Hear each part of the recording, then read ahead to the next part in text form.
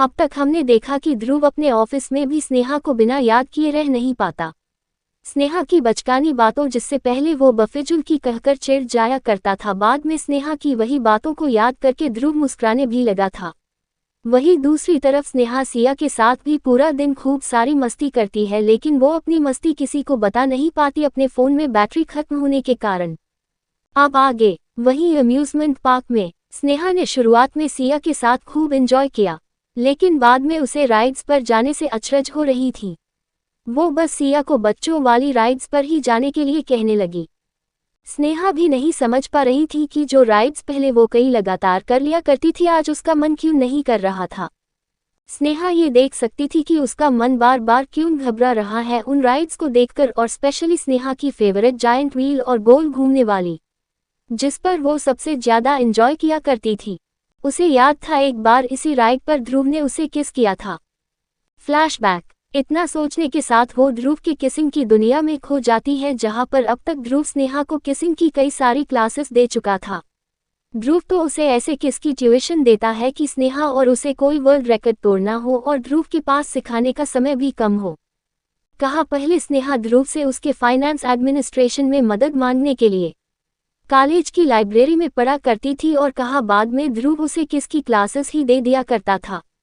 ध्रुव ने तो स्नेहा की जनरल नॉलेज बढ़ाने के लिए उसे ये तक बताया था कि किसिंग में वर्ल्ड रिकॉर्ड 58 आवर्स का है, और स्नेहा एक कमजोर लड़की है क्योंकि वो 1 घंटे में थक जाती है, जो कि सच भी था। स्नेहा खुद ध्रुव को उसकी बात पर अगर चैलेंज भी देती तो तुरंत ही हार जाती, फिर बेचारे ध्रुव को ही आगे की कमान संभालने पड़ती थी। कोट। स्नेहा को ध्रुव का उसे छेड़ना और उसके टीजिंग कमेंट याद आने लगते हैं। वही बगल में स्नेहा को अपने में ही मुस्कुराते हुए देखकर सिया टुक टुक देखने लगती है। उसे समझ नहीं आ रहा था कि अचानक उसकी स्नेहा दी ऐसे मुस्कुरा क्यों रही है। अब उस छोटी सी बच्ची को क्या पता कि उसकी स्नेह दी दिन में ही ध्रुव को याद करते करते उसके सपने में खो गई थी। अचानक जब स्नेहा का ध्यान सामने उसे क्यूटी देखती हुई सिया पर जाता है, तब स्नेहा तुरंत अपने सिर पर चपत लगाती है और अपने दिमाग में कुछ देर के लिए ध्रुव के ख्याल को बाहर निकालती है। किसी ने सही ही कहा है, प्यार में पड़ा इंसान रात में अपने आशिक के प्यार में खो जाता है, वही दिन में उसकी यादों में। जैसे कि स्नेहा ध्रुव के सामने तो शर्मा जाती है और ध्रुव के साथ ना होने पर ध्रुव की हरकतों को याद करते हुए मुस्कुराने लगती थी। कुछ देर बाद स्नेहा ने सिया को कई सारी राइड्स कराई, जिसमें ज्यादातर छोटे बच्चे ही जा रहे थे, लेकिन आज स्नेहा राइड्स और गोल घूमने वाले झूले को देखकर उनमें जा ही नहीं पा रही थी। उसे बार बार ये देखकर ऐसा लग रहा था जैसे कि उसका ही सिर घूम रहा हो। कई उछल कूदने वाली राइड्स पर तो स्नेहा यही सोचकर नहीं गई कि कहीं उसे सुबह की वॉमिट की वजह से कमजोरी तो नहीं आ गई है, लेकिन उसने सिया की एंजॉयमेंट का पूरा ध्यान रखा। आज सिया बहुत ज्यादा चहक रही थी, जिसे देखकर स्नेहा साथ ही उनके साथ आया बटलर भी बहुत खुश था। उनकी गुस्सैल और उदास रहने वाली छोटी परी आज दिल से खिलखिला जो रही थी। इधर सिया बेबी ने बटलर की नाक में दम कर दिया था। उस बेचारे को कैमरा पकड़ा दिया गया था जो सिया और स्नेहा के खूबसूरत मोमेंट को कैप्चर करने में लगा हुआ था। वो अपने सामने एक नहीं बल्कि 2 खूबसूरत लड़कियों का ध्यान रख रहा था, जिन्हें कभी भी भूख लग जा रही थी और कहीं भी उनके पोज पर उसे फोटोग्राफर बन जाना पड़ रहा था। लेकिन आज वो बटलर भी अपनी सिया बेबी को इतना खुश और एंजॉय करते हुए देख रहा था जो उसने आज से पहले नहीं देखा था। बेशक रणबीर ने सिया के लिए कई सारे खेलने वाली एक्टिविटीज अपने मैंशन में ही बना दिया था, लेकिन सिया जितना खुश आज स्नेहा के साथ, चाहे कैंडी फ्लॉस खाकर हो रही हो या फिर अपनी एज के बच्चों के सामने स्नेहा का हाथ पकड़े फ्लेक्स करने से हो रही हो, इतना खुश वो घर पर ढेर सारे खिलौने को देखकर भी नहीं हुआ करती थी। बटलर ने स्नेहा और सिया की कई खिलखिलाते हुए की तस्वीरें सीधा अपने बॉस यानी रणबीर को सेंड कर दी थी, और ये ऑर्डर भी उसे रणबीर ने ही दिया था। साथ ही उसने बटलर को सिया और स्नेहा की परछाई बनकर उनके आसपास रहने के लिए कहा था। उसे सिर्फ स्नेहा पर भरोसा था, लेकिन सिंघानियस और उनके किए कारनामों को वो नजरअंदाज नहीं कर सकता था, इसीलिए उसे सिया की सेफ्टी का भी डर था। लेकिन रणबीर जिस जगह पर था वहां का नेटवर्क रेंज अच्छी नहीं थी, इसीलिए उसके पास फिलहाल ये सारी तस्वीरें नहीं पहुंच पाई थी। वहीं दूसरी तरफ स्नेहा और सिया इस बात से अनजान थे कि 2 शख्स जिन्होंने फुल ब्लैक आउटफिट और ब्लैक कलर का मास्क लगाया था वो उनके साथ हर एक राइड, यहाँ तक कि स्नेहा और सिया के पीछे पीछे हर जगह उनसे कुछ दूरी बनाए उन्हें फॉलो कर रहे थे। इधर सिया ने 7D शो में जाने की फरमाइश करी, जिसमें स्नेहा और सिया ही अंदर जा सकते थे, जिन्हें शो नहीं दिखना वो बाहर इंतजार करने के लिए बैठ सकते थे। ये शो सबसे ज्यादा वहाँ का मशहूर 7 डायमेंशन शो था, जिसमें दिया जाने वाला एक्सपीरियंस स्नेहा के लिए भी नया था। सिया को ये शो इतना पसंद आया कि उसने यहाँ पर लगी कई 7D इफेक्ट वाली मूवीज और शो एक के बाद एक स्नेहा के साथ देख लिए। सिया की खिलखिलाहट से उस शो में भी 4 चांद लग गए थे। बटलर बाहर खड़ा ये सुन सकता था कि उनकी छोटी बॉस कितनी खुश है, स्पेशली जब 7D इफेक्ट के चलते उनकी सीट और अनएक्सपेक्टेड एक्सपीरियंस के चलते शो में दिख रहे स्पेस या पुराने जमाने के डायनासोर भी असली लग रहे हो। इसके आखिरी शो में बटलर थिएटर के बाहर ही खड़ा हो गया क्योंकि उसे स्नेहा और सिया का ध्यान रखने के लिए भेजा गया था, ना कि एंजॉयज के लिए। इसी शो के दौरान एक छोटा सा लड़का स्नेहा के लिए 2 चॉकलेट लेकर आया। स्नेहा किसी अनजान शख्स के हाथों कुछ नहीं लेती, लेकिन इस छोटे बच्चे के प्यार से चॉकलेट देने पर वो ले लेती है। क्योंकि आज चॉकलेट डे भी था, साथ में स्नेहा उसे 2 में 1 चॉकलेट खुद ही खाने के लिए दे देती है। बटलर ने ऑलरेडी स्नैक्स का पिटारा लिया हुआ था, लेकिन इस वक्त बटलर थिएटर के बाहर बैठा हुआ था, इसीलिए उसे इस बात का अंदाजा नहीं था कि सिया बेबी और स्नेहा मैडम ने एक अनजान शख्स के द्वारा भिजवाई हुई चॉकलेट खा ली है। मस्ती मस्ती में उन्हें समय का अंदाजा ही नहीं हुआ, लेकिन स्नेहा को अब कुछ अच्छा नहीं लग रहा था। उसका मन कर रहा था कि वो बस यहाँ से दूर जाए। उसे बार बार ध्रुव की याद आ रही थी। वही ध्रुव को अपने जरूरी कामों में भी स्नेहा की याद आने लगी थी। स्नेहा अपना फोन देखती है तो उसकी बैटरी खत्म हो चुकी थी। उसे इसी बात का अफसोस रह जाता है कि काश वो उस वक्त फोटो भेजने के साथ कॉल भी कर देती तो अब तक तो ध्रुव सर यहाँ ही पहुँच जाते। स्नेहा जब देखती है कि शाम हो चुकी है तो वो सिया से कहती है कि उन्हें अब यहाँ से चलना चाहिए, अगली बार अपने सभी दोस्तों के साथ आएगी ताकि वो लोग ज़्यादा यहाँ रुक सके। लेकिन सिया का अभी बिल्कुल जाने का मन नहीं था, इसीलिए उसने स्नेहा को इतनी मासूमियत से एक बार टूर वाली राइड करने के लिए कहा, जिसमें उन्हें कई जगह का एडवेंचर कराया जाता, लेकिन क्लोज्ड चेंबर में कि स्नेहा मना नहीं कर पाए। हालांकि स्नेहा को ऐसा लग रहा था कि उसका सिर थोड़ा भारी भारी हो रहा है, लेकिन सिया की आखिरी प्यारी सी फरमाइश सुनकर स्नेहा राजी हो जाती है। Longest adventure ride. इस राइड में वैसे भी एक चैम्बर में 2 ही लोग बैठ सकते थे और पूरे एडवेंचर पार्क, जहां कई झरन, लॉस्ट एनिमल के 5D FFECTS और नेचुरल स्पॉट थे, वहां का टूर कराया जाता है। इसमें एक इनक्लोज्ड चैम्बर था जिसमें स्नेहा सिया को लेकर बैठ गई। वहीं बटलर एंट्री गेट के बाहर खड़ा उनकी फोटो लेकर बाई कर रहा था। दरअसल यहाँ पर अगर एक बार जो अंदर जाता है वो कहाँ और किस एडवेंचर स्पॉट पर पहुंचे उसका पता नहीं होता, इसीलिए बटलर का वहां जाने का कोई कारण ही नहीं बनता।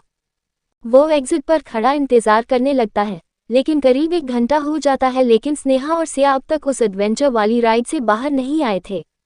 बटलर को वो लोग भी बाहर आते हुए दिखाई दे गए जो स्नेहा और सिया के बाद में उस राइड के अंदर गए थे। बटलर ये देखकर परेशान हो रहा था कि अब वो एडवेंचर राइड को बंद किया जा रहा था, जबकि अब तक स्नेहा और सिया बाहर नहीं आए। आखिर कहाँ गए स्नेहा और सिया? क्या दोनों है किसी खतरे में? अब आगे बटलर वहां काफी देर तक स्नेहा और सिया के वापसी आने का इंतजार करते रहता है, लेकिन उस राइड का आखिरी चैम्बर भी लौट आता है। ये देखकर तो उसके पैरों तले जमीन खिसक जाती है। कुछ घंटे पहले ही उनके आंखों के सामने स्नेहा और सिया भी इसी राइड में अंदर के लॉन्गेस्ट एडवेंचर को देखने गए थे, लेकिन वो लोग लौटकर वापस नहीं आए थे।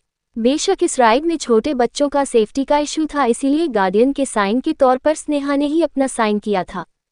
बटलर तुरंत उस राइड कंट्रोल रूम में चला जाता है, लेकिन उसे भी वहां यही पता चलता है कि अंदर गए हुए सभी लोग अब बाहर आ चुके हैं।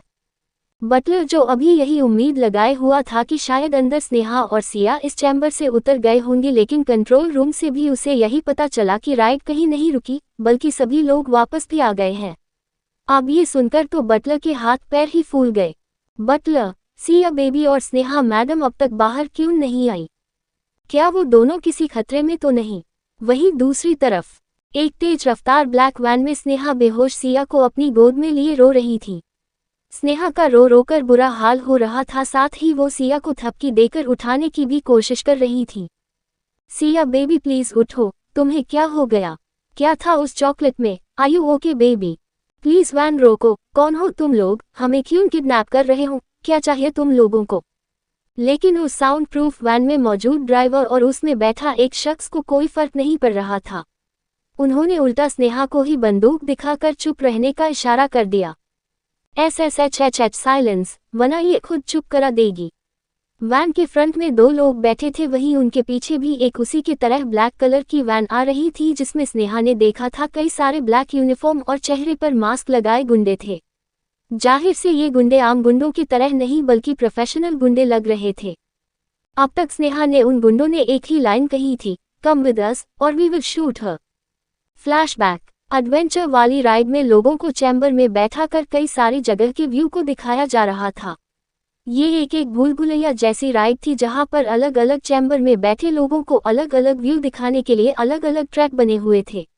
जिन ट्रैक पर चैम्बर में बैठे लोग बाहर के राइड का व्यू देख पा रहे थे, उनकी राइड को कंट्रोल रूम से कंट्रोल किया जा रहा था। कोई चैम्बर आपस में न टकराए, इसीलिए अलग अलग ट्रैक और अलग टाइम में अलग जगह पर चैम्बर के राइड का इंतजाम किया गया था। स्नेहा और सिया अपनी राइड एंजॉय ही कर रहे थे कि अचानक उनकी राइड वाला चैम्बर एक जगह आकर रुक जाता है। स्नेहा सोचती है कि शायद से दूसरों की राइड को पहले यहां से निकला जा रहा होगा, इसीलिए उनकी राइड को बीच में रोक दिया, लेकिन काफी देर होने के बाद भी उनकी राइड आगे नहीं बढ़ती और न ही उनकी ट्रैक पर और किसी की भी राइड अब तक नहीं आई थी। तभी स्नेहा देखती है कि सिया जो कुछ देर पहले इतना उछल कूद करके आसपास की चीजों को देख रही थी, अभी उसके बाजू पर सिर टिका कर सो गई। पहले तो उसे लगा कि सिया थक कर सो गई, लेकिन बाद में उसे पता चला कि ये बेहोशी की वजह से सो गई है।